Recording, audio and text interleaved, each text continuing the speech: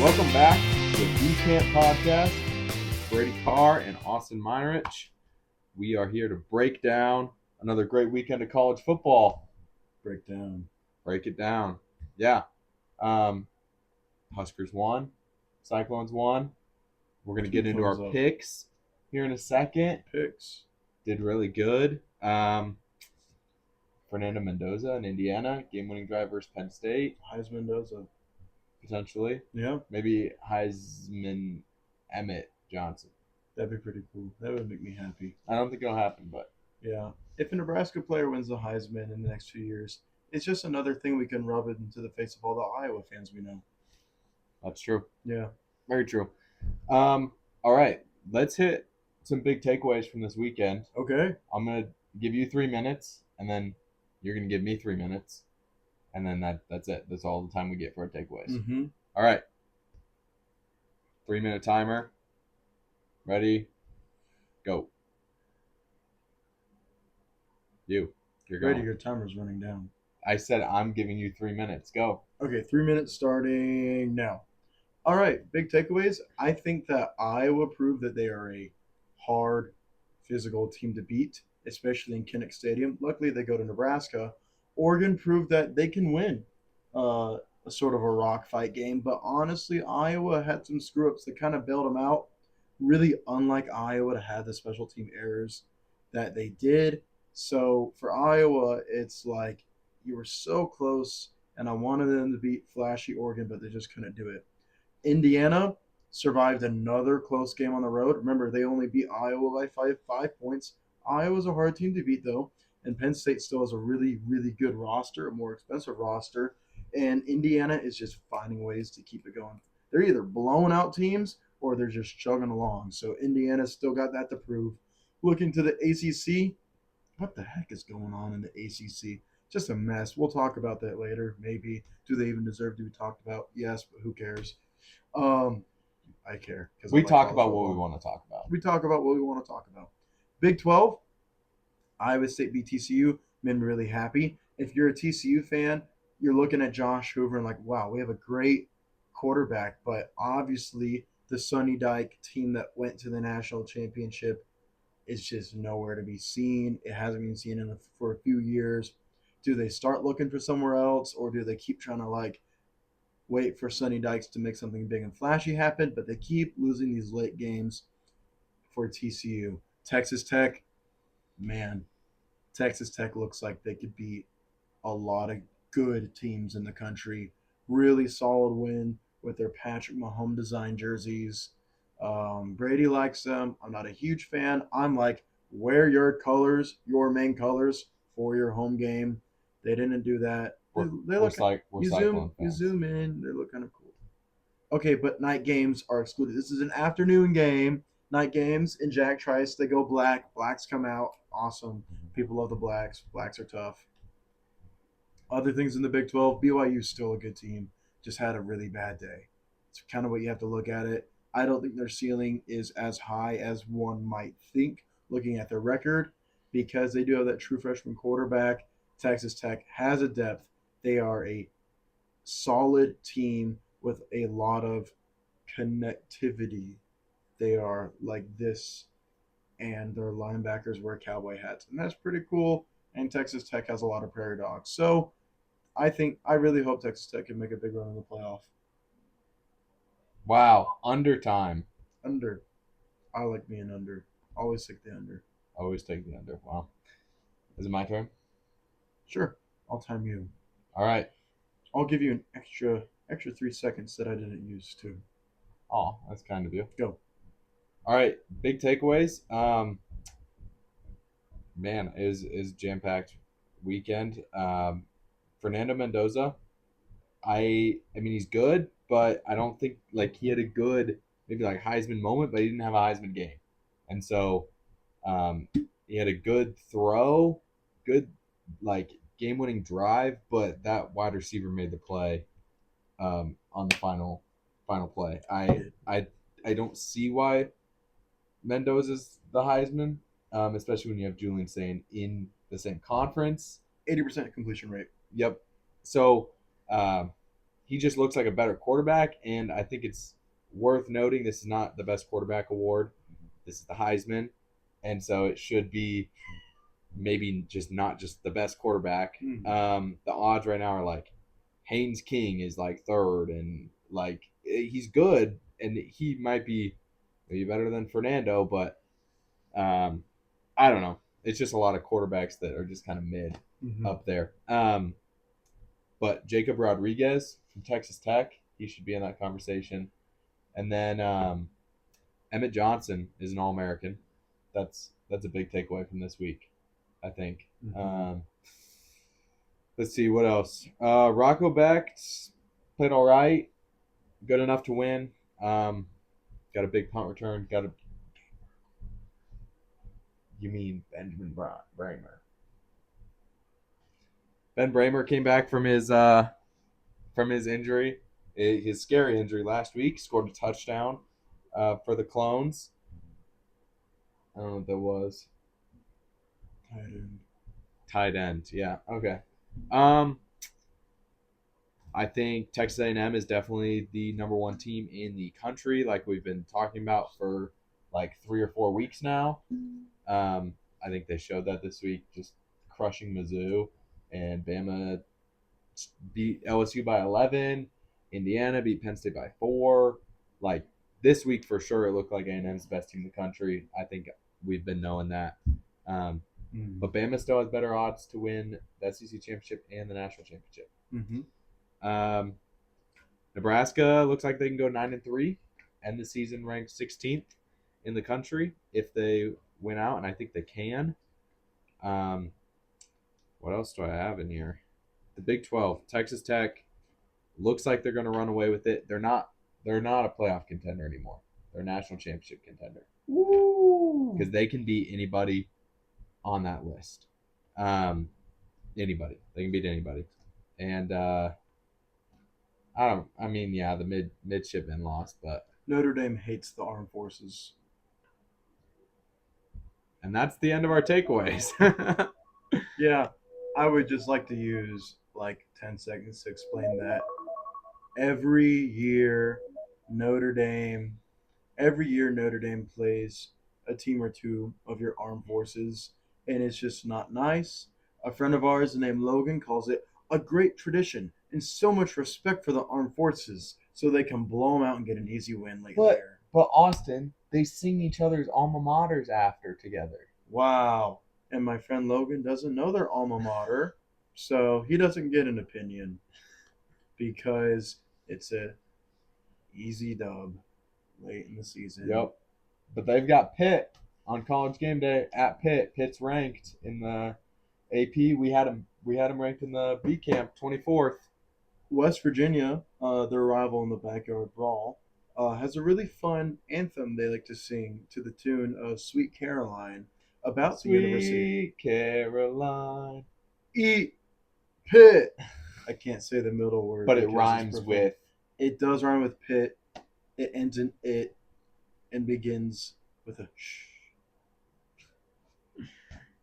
All right. Anyways, I think those are some good takeaways. Yeah. From this weekend. Yeah. Good takeaways. Should we dive into our picks here? Let's dive into the picks. Before I show you our picks, we Is that above my head? We went 9-1 the first week. Yeah. Then we went 2-8. Ooh, bad. But this week was redemption week. Redemption week. We went 8-2 again. Red Dead. 8-2. Cornhusker redemption. So the first week, you can see if you bet $10 on every game money line, you would have made $57. If you did the same thing week 10, you would have lost $74. But this week, we would have made $44 for a grand total of, we are up $27.80. That's money. You know, that'll buy you a Casey's pizza and a half. Yeah, so that's like, that's an investment of $300, return of 27. That's 9% return. Yeah, that's pretty close to the stock market, some say. We're not sponsored by Casey's or the Casey's Pizza thing, but if they would like to sponsor us with free pizzas, we would be so happy. I'll take this hat off. I'll get rid of Bucky. I'll throw away my singing Bucky if you give me free breakfast pizza. I will burn Bucky at the stake. I'll for go free burn pizza. down a Bucky's for breakfast pizza Well- from Casey's. No. I'll go vandalize the Bucky idols they have outside of their gas stations. No. One step lower.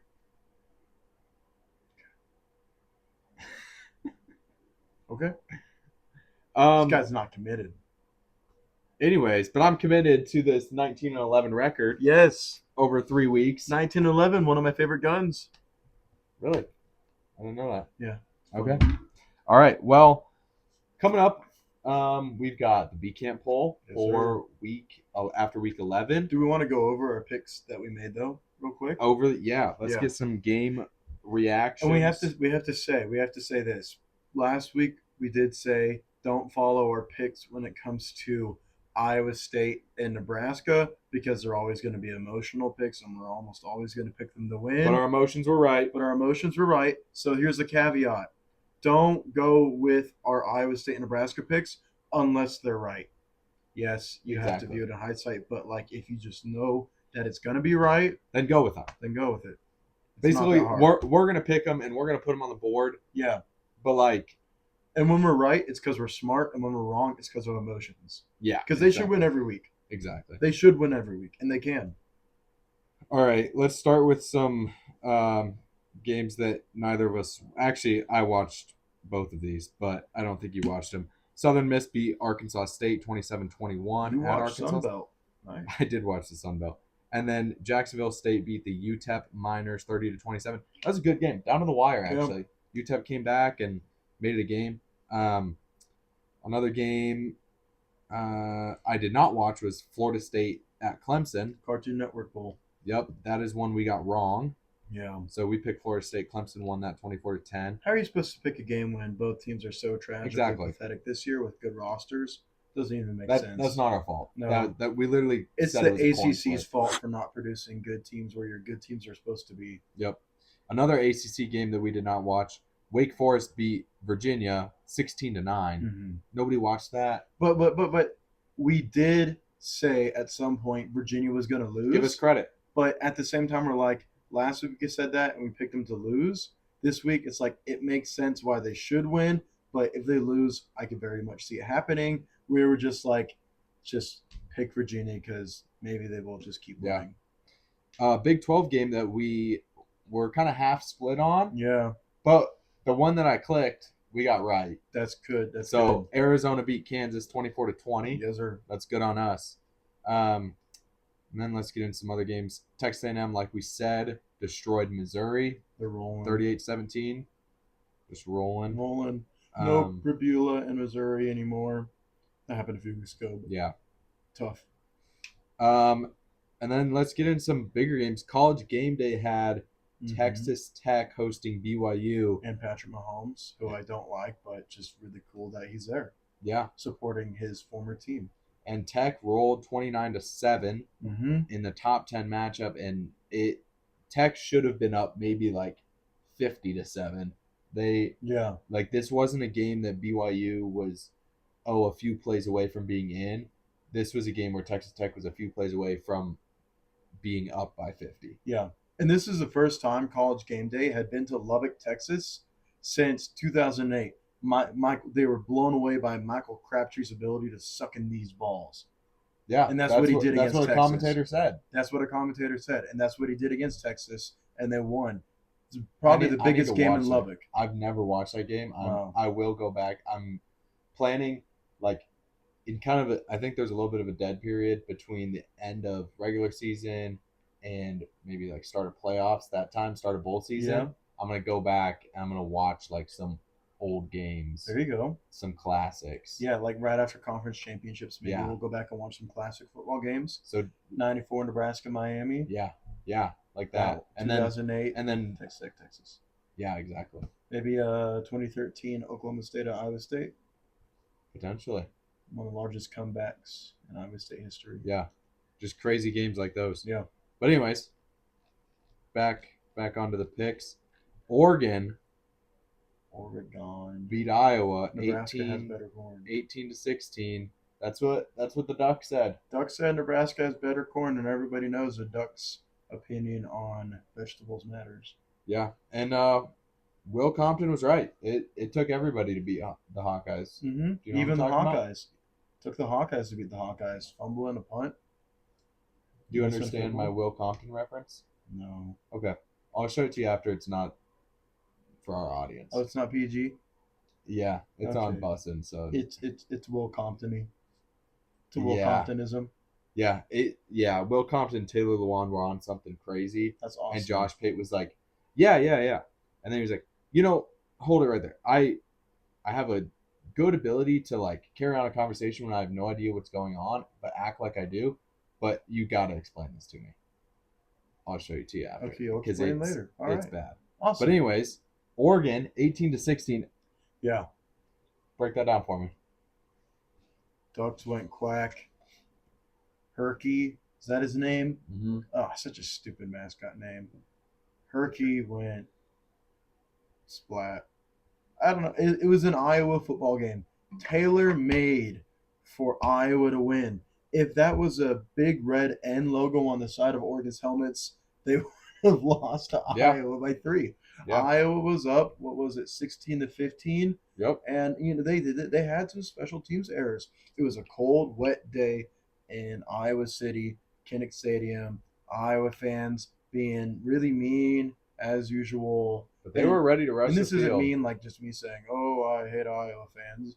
They did like mean stuff to their players. They were throwing beer at the Oregon players after losing. You can't be that sort of a loser if you respect yourself as a major Power 4 program. I'm sorry, Iowa. No. I have distinct memories. This reminds me of when Nebraska, in I think it was 2022, either 2022 or 2021, one of those years, the last time Nebraska won in Iowa City, Nebraska's hoisting up the Heroes Trophy, and there were people in the stands reaching over trying to grab it from them, literally grabbing the trophy, beer in one hand on the other, and just trying to grab it. The other people flipping them off. You just gotta respect yourselves a little more. And you should have won. You should have beat Oregon. You should have beat them. Yeah, that was a game for Iowa to win. Yep. They were looking like, oh, we can win this game. We can get to the Big Ten championship game, college football playoff, and they had it like that. The rain. Dan Lanning is wearing cotton in the rain, just adding 15 pounds to his body because the cotton just soaking up all that rain, and dude, it's bad. This is the second time he's done it.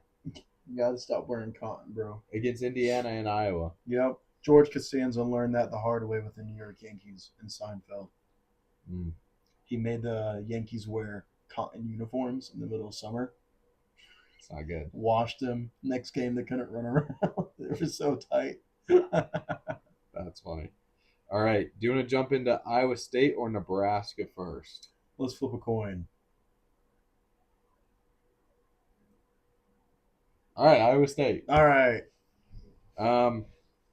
Yeah, Iowa State, 20-17, 3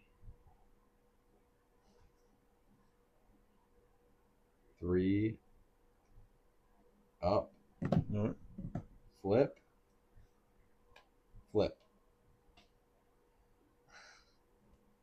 driving, turnovers, 3 turnovers. Good job, Brady.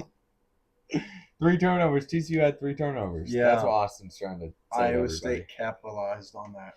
Yeah, very true. And they capitalized on a, what was it, like a 70-yard punt return touchdown. Mm-hmm. Carson Hansen gets the 2-point conversion. That was to take the lead.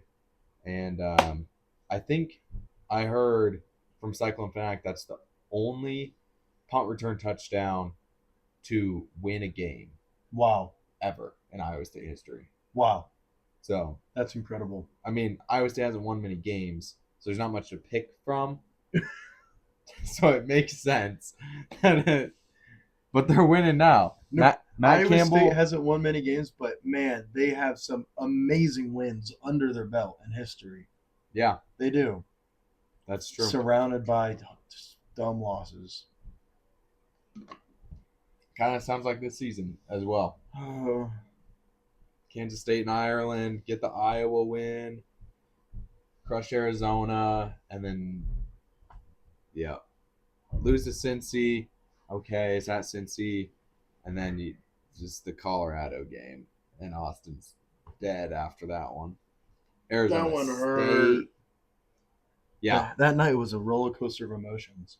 We're watching one of our favorite teams lose to Colorado for no reason. Then we're watching Dylan Raiola almost fall over but complete a 45-yard pass downfield yeah, and win the game. yeah. We split screened that. Dude, Colorado's a bad team too. They're bad. They are. They're bad, bad, bad, bad. They're like They suck. bottom tier ACC bad. Yeah, They wouldn't win in the Sun Belt this year. That's what I'm saying. yeah. Probably not. Yeah. So Cyclones need that win. We should probably relegate Colorado down to Division 4 football. Division 4. Yeah, I'd like to see that happen. Put them in the NAIA. They don't deserve to be. Sorry, this is just me hating on teams. Yeah, it is. I'm in a different mood tonight. I got a big, boring exam tomorrow that I'm gonna hate, so I'm just taking it out in Colorado. Yeah, that's valid. That's valid. Anything else on Iowa State? They get a bye week this week. I love the Brahmer touchdown. Bramer Brahmer spun around a dude, reached his arm out, scored a touchdown after getting carted off the field last week. Mm-hmm. Beautiful turnaround. Love to see it. Yeah. Yeah, it was a huge win. Weren't supposed to win it. Nope. And We won. I played, didn't think they were going to win it, but we won. played good defense somehow with at one time in the game. Okay, are you ready for this? Yeah, I'm ready. So there's 14 defensive backs on the roster. Yeah. Okay, that's safeties and cornerbacks. At one point in the game, one of our defensive backs got injured, and so he was the 10th defensive back to be not available during that time. So at a time in the game, Iowa State only had 4 defensive backs available to play. That's 2 corners and 2 safeties. You know how many corners and safeties play on the field at one time on every play? 4. 4. That's the situation that Iowa State is in with their defensive backs. It's not just the top 3 guys. It's the top 3 guys, and then we have some depth. When you play in a 3-3-5, your entire defensive scheme relies on having a good defensive back room. And we did. They just got. Hence the 3-3-5. That's supposed to be 5 defensive backs out there. Yeah, I don't know what they did with 5 if they only had 4 available. You had to play a skinny linebacker. Probably, unless. Yeah, I don't know. This was also from Cyclone Fanatic, and so, but they're in touch with all that. So I think it might, maybe those were scholarship corners, and still you got 14. A few walk-ons, but like if it's like a true freshman walk-on. Let me see. Ooh. Wait, I got another thing. This one's from Patey Boy. Gosh, what does that mean? 7 walk-ons on the field at one time. Oh my goodness! Still found a way. Oh my 7 walk-ons on the field at one time. That's incredible.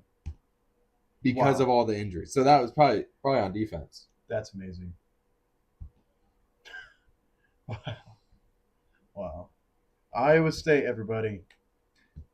Iowa State's finding a way with nickel and dime defensive back room right now.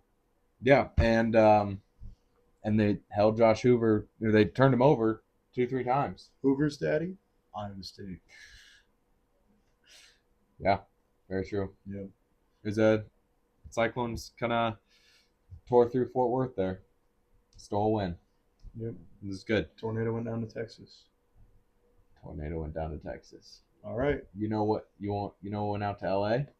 The Sea of Red. Bunch of corn. Oh, you know what made me laugh, Brady? What made me laugh? Before the game, I don't know if I have a picture of this or not. I think I might have got a picture of it. But yep. UCLA football said on Twitter, We got Mm, corn on the menu 24 hours out. And then Nebraska Athletics posted this: dinner with a view. Dinner with a view. 25,000 plus Nebraska fans out of 44,000 in attendance in the Rose Bowl. Most of the fans there were Nebraska fans. 100% of the noise there was from Nebraska fans, besides, apparently, according to Husker Online super chatters, some random lady on the PA screaming at the top of her lungs. yeah, apparently the PA, not guy, but girl.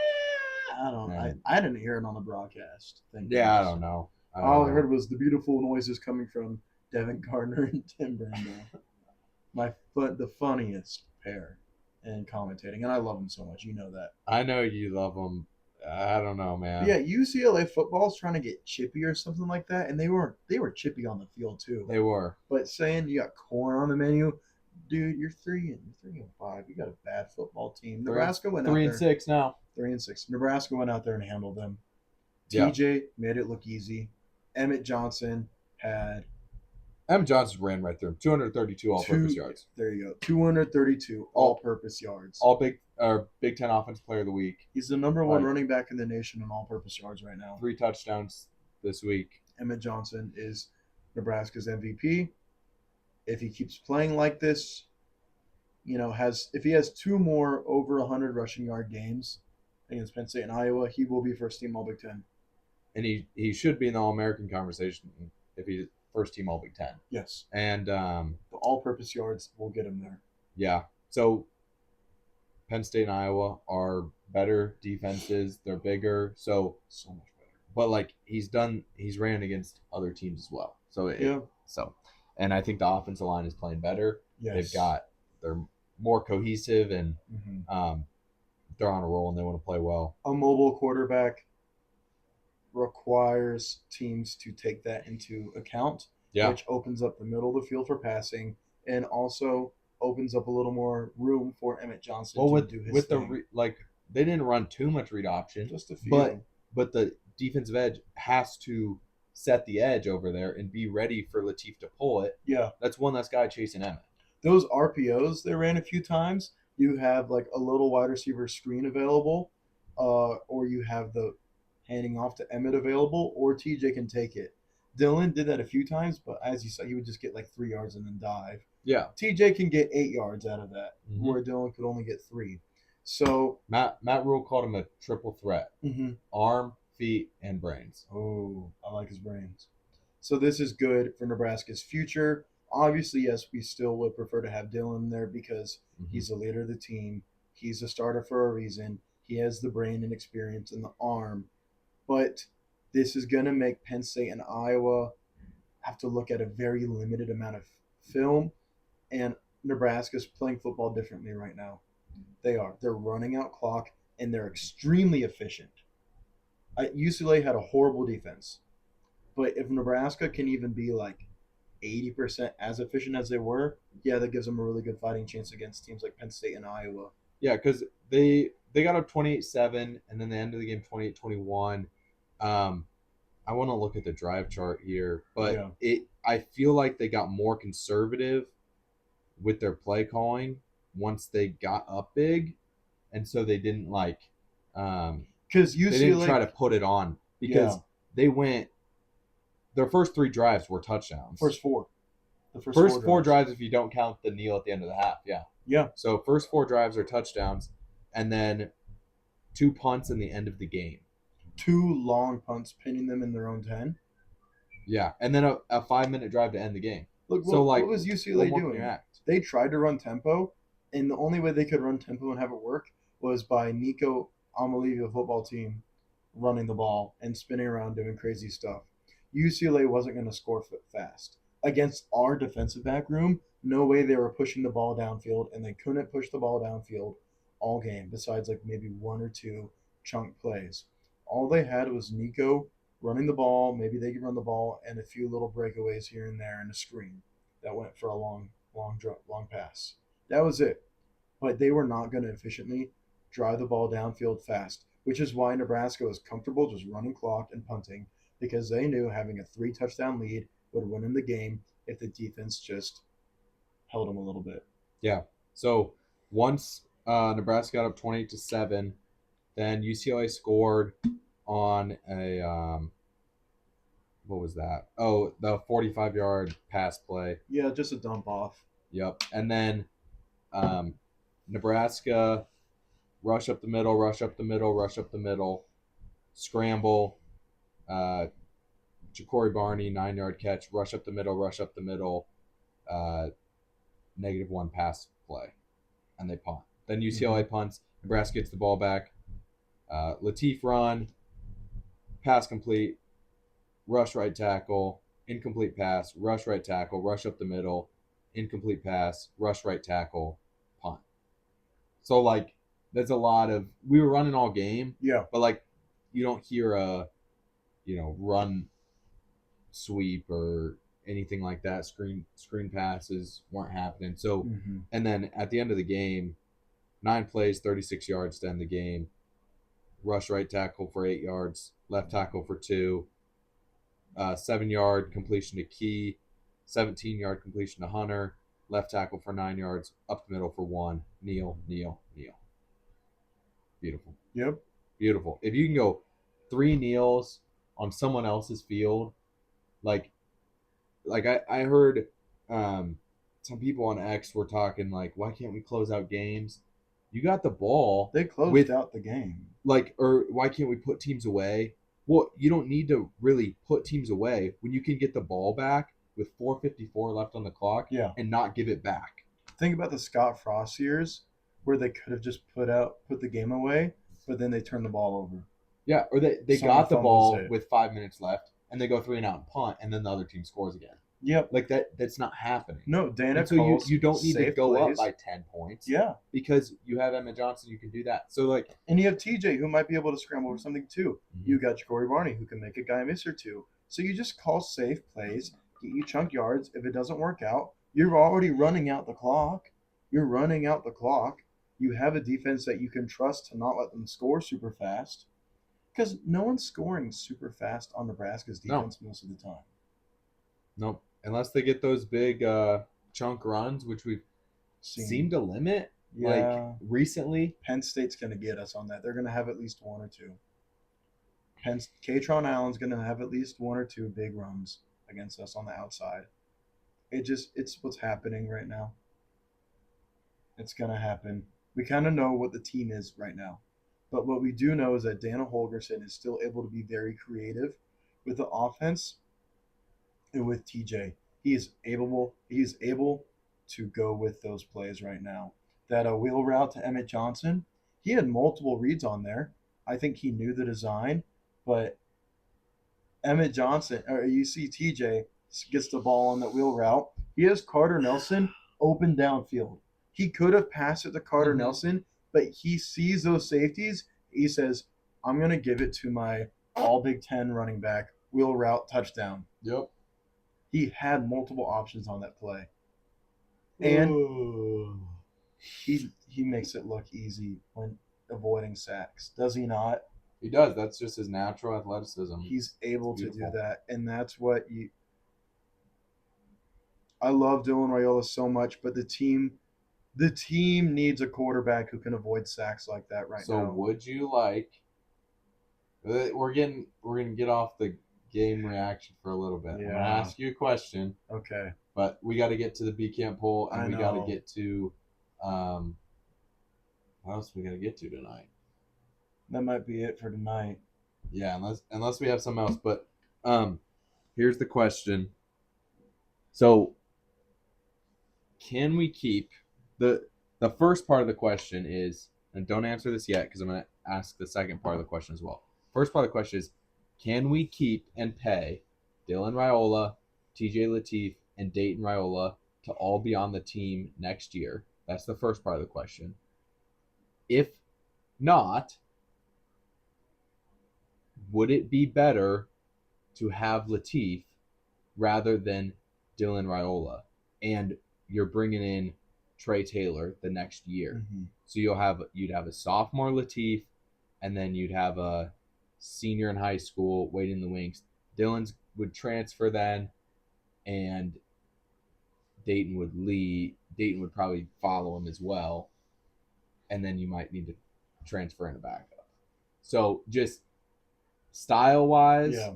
but then style wise, and answer me style wise without taking into account any kind of relationships or Yeah. leadership, just style wise, and then answer what realistically will happen. It depends on the team situation. As you can see right now, the way our pass pro's been in receiver situation, we got good receivers, but for some reason, like the middle of the field just wasn't being open, and like these routes weren't being open. A mobile dual threat QB opens that up, and clearly that is just what's better for the team right now. A quarterback that has legs that can match his arm is what's better for the team right now. If the team can be situationally fit to play pro style football, where a Dylan Raiola makes more sense. Yes, stylistically, you want Dylan Raiola because he has the better brain and the better arm than TJ right now. Um, what was the other part of the question? Realistically, Realistically, I do think it's very possible to keep TJ. A lot of okay. teams are going to look at him. Remember, he'll just be a sophomore next year, and yeah, he can kind of say, if you want me, you have to pay me some more money. And honestly, props to him because he might be getting leading Nebraska to 9 wins. Maybe, But maybe he has a chance he to, has a chance and to, then potentially in the bowl game as and he well. certainly does have the ability to do that. Yes. Yes. Here's the other part of that. Dayton Raiola shouldn't be paid a whole lot of money. Right. He's only a He's a three-star. 3-star. He'll be a true freshman. He'll be the third string. I mean, I maybe think the third it string. is extremely realistic to keep TJ and Dylan. You can tell TJ develop another year, learn from a very good quarterback that is obviously bringing other talent around you and a good quarterbacks coach. Continue to work with Dana Holgerson, an elite offensive coordinator. Yeah. Develop another year, and then when your junior year comes, if Dylan's still here, go play for another team and be a star quarterback. But Dylan Or might if leave. Dylan goes to the NFL, you are the star quarterback Yeah. at Nebraska, and then you will lead Dayton and Trey Taylor to become the future.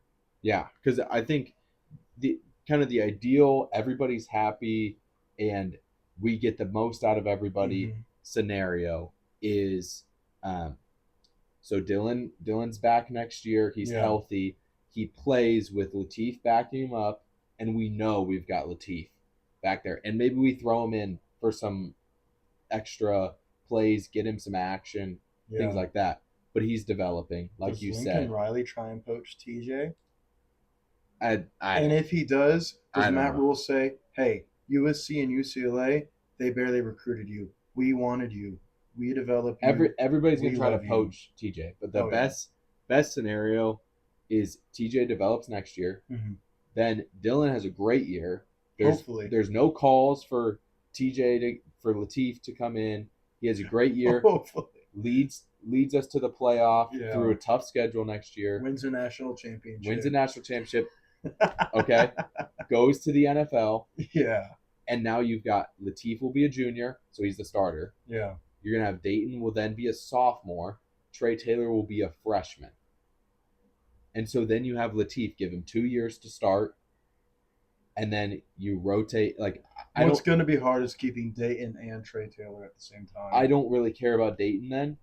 Yeah. Once Dylan's gone, Dayton can leave. If we have Trey Taylor as a freshman, like, he's good. Those two are going to have, like, Dayton probably won't have seniority over Trey Taylor. No. And he shouldn't have any sort of legacy seniority because, in my opinion, the way things are looking right now, Trey Taylor, I think, is a better long term. You don't know how it will work out until they actually play in games or get to the college.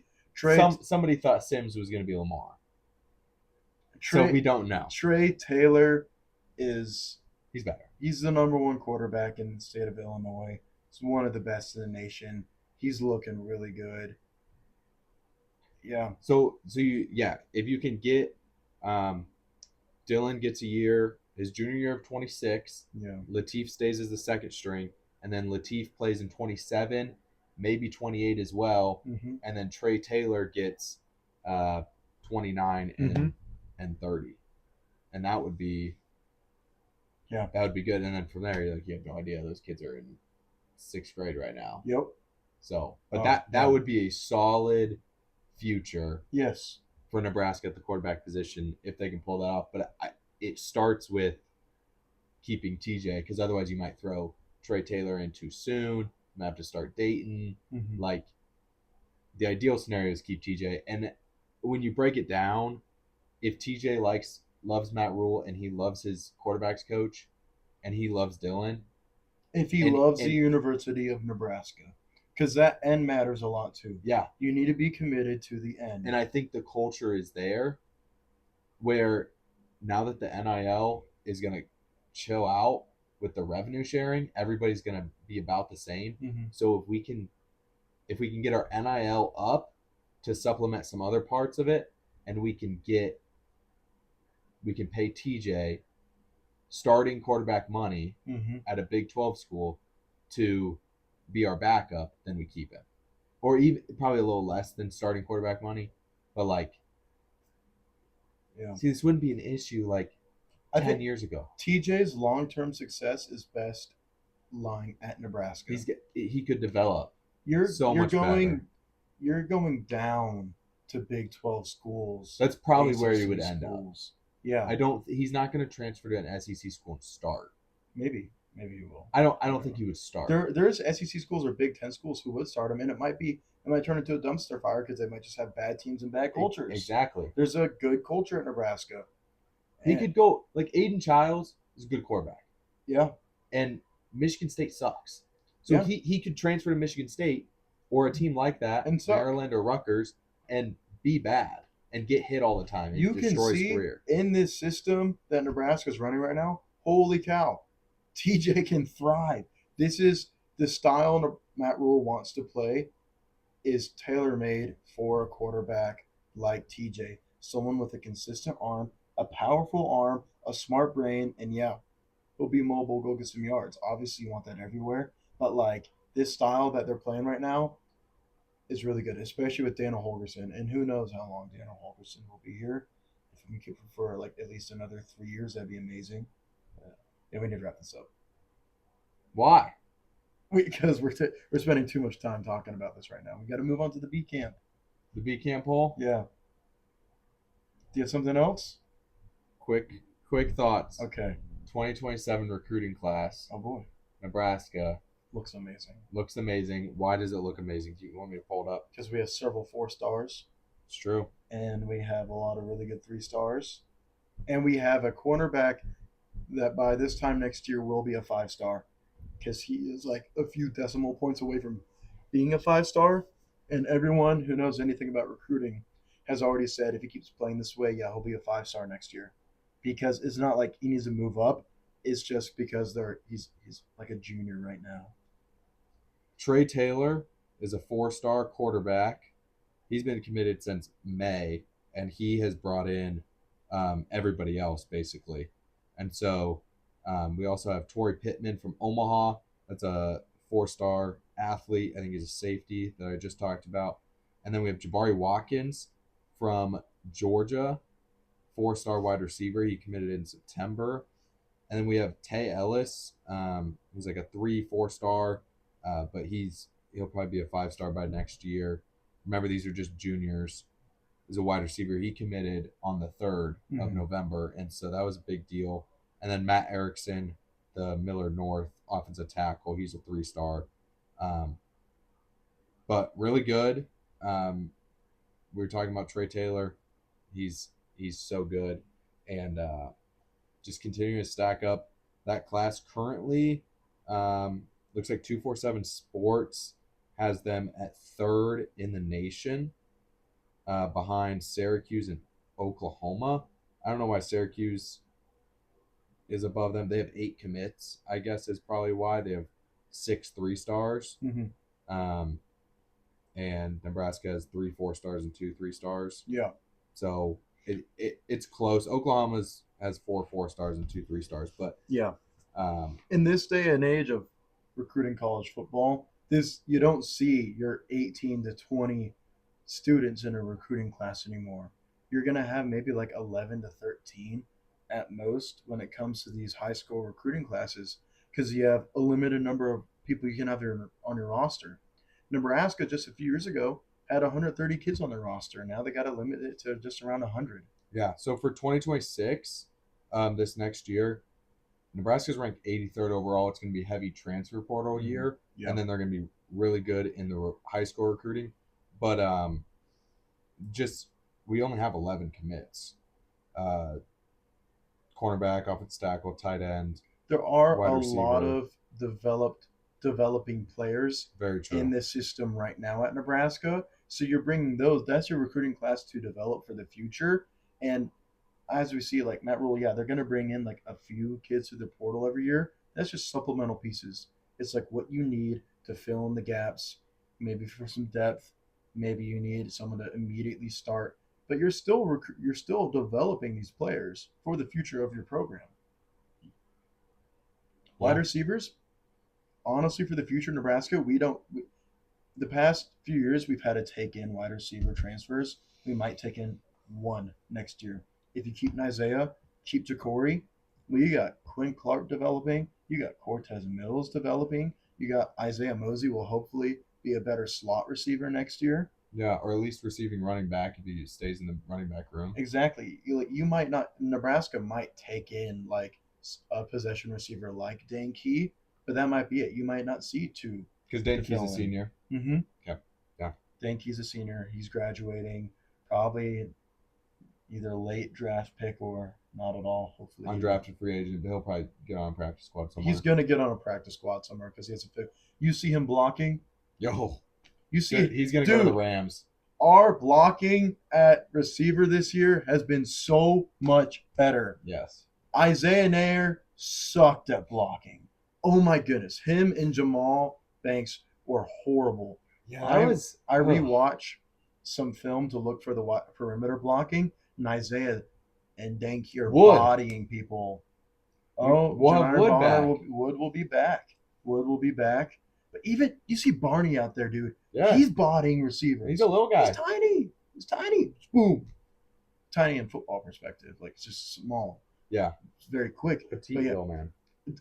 On the Emmett Johnson screen touchdown, Isaiah Hunter blocked a guy inside, threw him off him, runs downfield, re-blocks that guy with a shoulder into another player to knock two down. What do you see also on that play?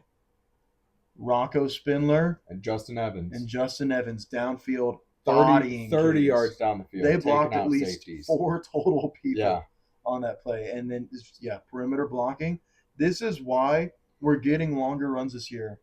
Emmett Johnson, very healthy. Emmett Johnson, quick, has amazing vision. Best running back at Nebraska since Amir And then you have, in my opinion, the best wide receiver blocking since the Bo Pelini era. Probably. That was a staple of Bo Pelini offense. Good blocking all around. Good perimeter blocking. And what did Daniel Holgerson say when he came in last year? We sucked. He just flat out told the receivers they were horrible at perimeter blocking. Well, guess who we got? Perimeter blockers. Fast, thick receivers who can block the perimeter. And catch balls. Yeah. The wide receivers played a fantastic game. They may not have been super flashy, but they played a very, very good game. And you can see it from them. Danke and Isaiah got chippy when they started getting some like hands to them pushed around a little bit. I think those players enjoy blocking because they're not demoralized. They're not saying, "Why am I not getting the football thrown? Why am I not?" Oh, they're taking kids to the ground. They're taking they're being so physical. That'll help us beat Iowa. Yeah, gonna need that. That'll help us beat Iowa and Penn State. Oh, I'm excited now. Maybe it's the cranium getting me going. All right, that was fun. Did you have something about Iowa State basketball? Oh yeah, I just checked the score. I saw you see something. I checked the score and at halftime it was 53-35. Come on, Iowa State was winning. Come on, what's the score now? It is 63-46, 15:50 left in the second. So you guys know how that ends by now, but go Clones. This would be a good win. Mississippi State. Yeah. I mean, they're SEC. They're a solid win. Yeah. It would be a solid win. So Mississippi State, and then they play Stonehill, but then they have St. John's and Creighton, and then they're at Purdue. At Purdue TJ December Alselberger 6th. is scheduling up a storm. Yep. And then you got the Big 12 schedule, which is Really insane. hard. Insane. Wow, So, no breaks, no breaks. But And this isn't even like a pre-tournament thing for the season, right? No. This is just wow. The tournament is the St. John's and Creighton. Okay, so gotcha. they'll play St. John's on the 24th, Creighton on the 25th, and then they'll play a third team, and that third team will also be good. I don't know who's in. That's the one in Las Vegas, the tournament in Las Vegas. So I don't know exactly who that. We don't know who that third team will be, but they are going to be good as well. Wow. So I need some Hilton I was magic. hearing this this win against Mississippi State. It's not going to be like the difference between being in the tournament and out of the tournament, but it could be the difference between being a 3 seed or a 4 seed, or a 4 seed versus a 5 seed, kind of like in there. Like it's just another quality. Talking about the Las Vegas tournament or the March Madness tournament? Yeah, in the March Madness tournament. We got a long way to go before that. No, but like when you start comparing schedules, okay, and you're like, oh, they beat Mississippi State. Yeah, it's early in the year, but they beat Mississippi State. Mississippi State's an SEC school. They turn out to be mediocre to good. Like that's a good win. Because yeah, it's early in the season, so Mississippi State's not as good as they were. Same with Iowa State. So it's just a resume booster. But yeah, so hopefully they pull that win out. It is 65-46. We're only favored by 5.5, so nice. Just destroy them. But all right, let's get to the BCAMP poll, and then that will be the end of our episode here today. But that was we covered a lot of ground. Yeah, we did. So we'll finish off with the BCAMP poll, and we'll hit the hay. Okay, here we go. All right, welcome back. Finishing off the episode with the BCAMP poll after week 11 of college football. You want to start at number 1 or start at number 25?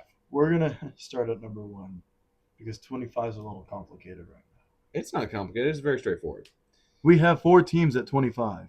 Well, yeah, because they all don't deserve to be ranked, but there's nobody with a better resume than them. And so they all get to be ranked. Start at number 1. Number 1, Texas A&M. It's pretty simple. They beat Mizzou. They crushed Mizzou at Mizzou. Indiana just didn't look that great. Bama didn't look that great. We've had Texas A&M up there, so there's no reason to switch it now. Yeah. Yeah, they look good. Championship contender. And number 2, Ohio State. 3, Indiana. Bama 4, Georgia 5. I feel like that's been the same since we started doing this podcast. It's gonna keep being the same unless one of them loses, but they're yeah, probably not gonna lose. But Georgia's got Texas. Bama's got Oklahoma.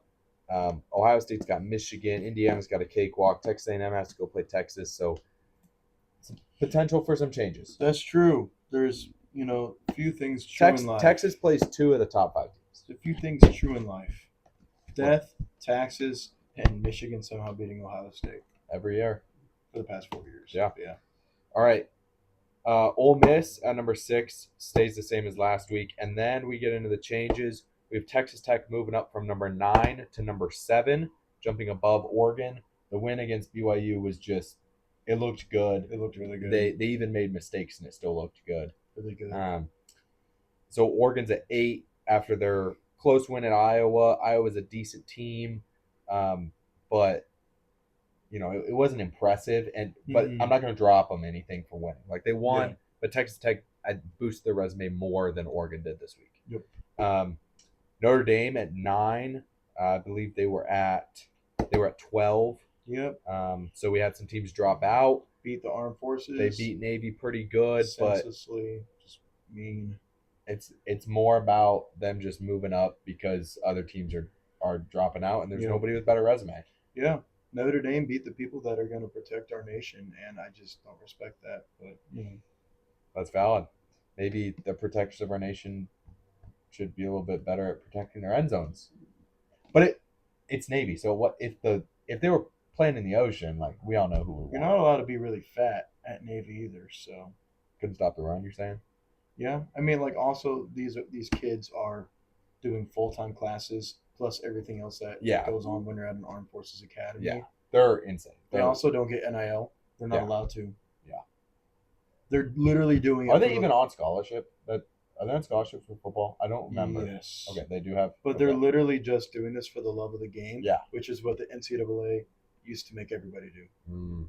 Unless you're being paid by Alabama Jones at in the SEC. Oh, whoa. Let's not make any enemies here. A little Shane Gillis joke there. Yeah. All right.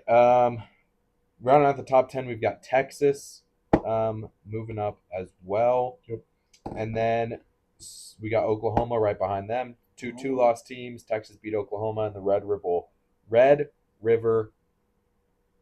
rivalry. Shootout. Almost slipped up. Shootout. Red River shootout. A few weeks ago. So Texas will hold that spot until another loss happens, which probably will happen, and they will not be in the playoff, is my prediction. Yep. Georgia Tech at 12. One loss, Georgia Tech. American superhero, Haynes King. Yep. And then we've got Vandy at 13. That's a 2-loss SEC team. Yep. I think they still look pretty solid. Really good.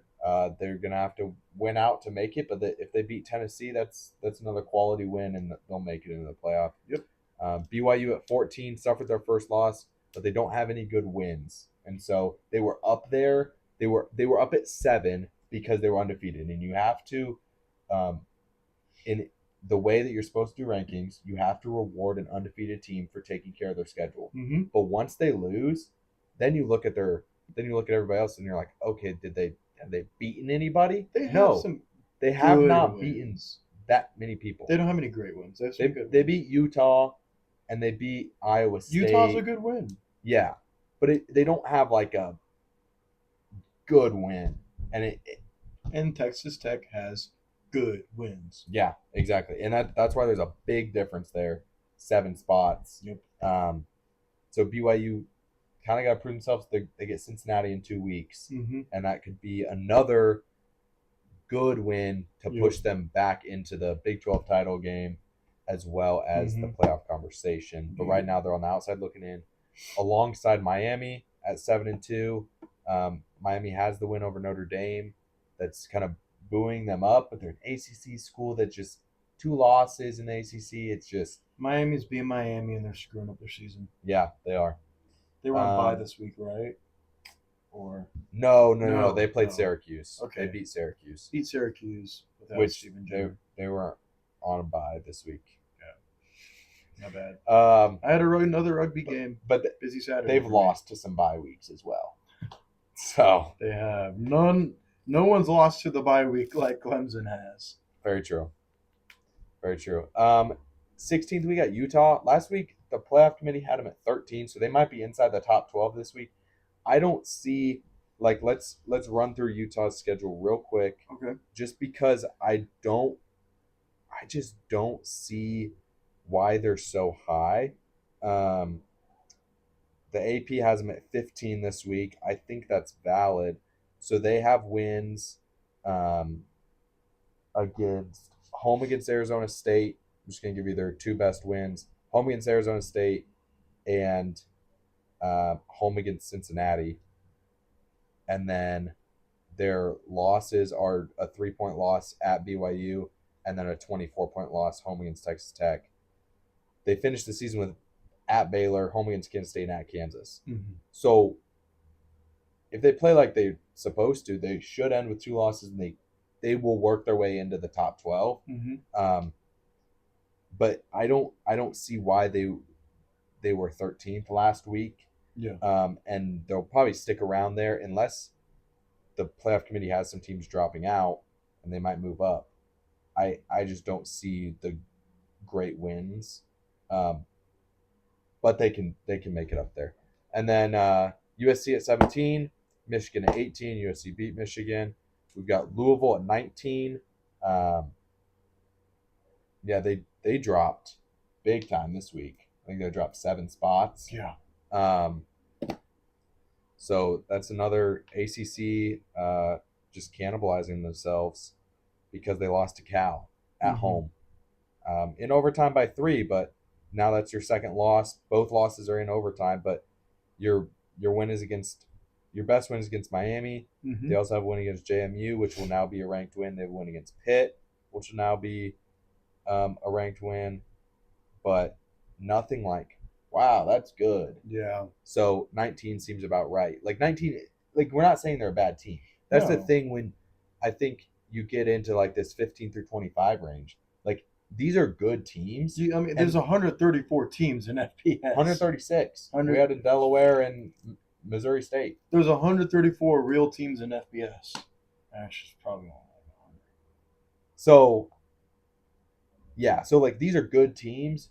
We're not putting them in the top 10. Yeah. Because they have a couple It losses. takes a lot to be a top 10 team. And yeah. It takes a lot to be a top 25 team. That's why we have 26 teams in the top 20, 27 teams in the top 25. 28. Oh. What? No. Yes. 24, 25, 26, 27, 28. That's how math works. You're right.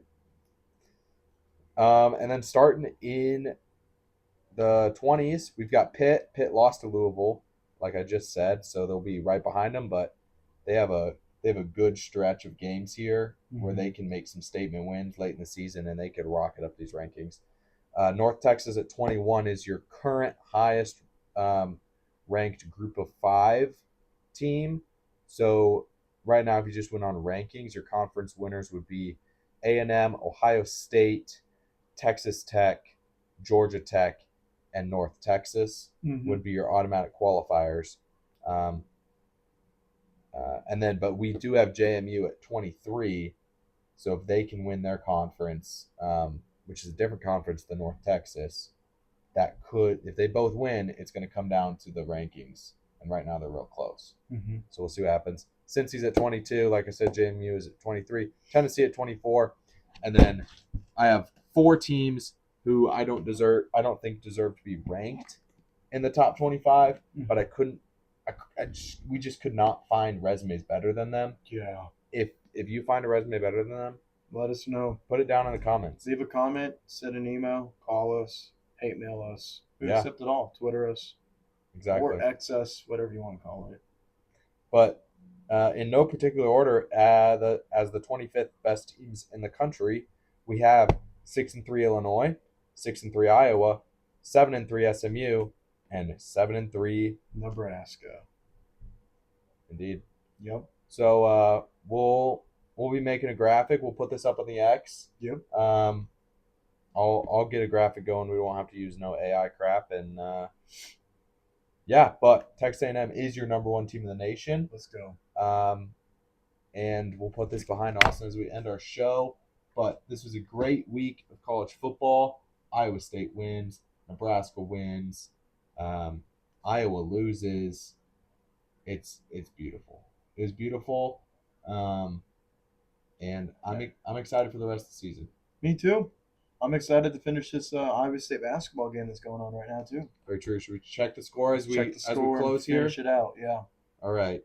We have, with 5:38 left in the game, Iowa State 85, Mississippi State 64. Ooh, that is going to be a win. Hopefully. For Iowa State. Never know. Roll clones. Go Big Red.